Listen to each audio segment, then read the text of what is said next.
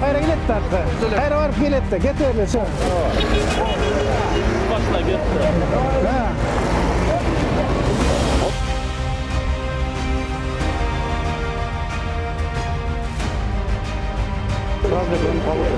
Gınet az. Direkt ölçüle gınet.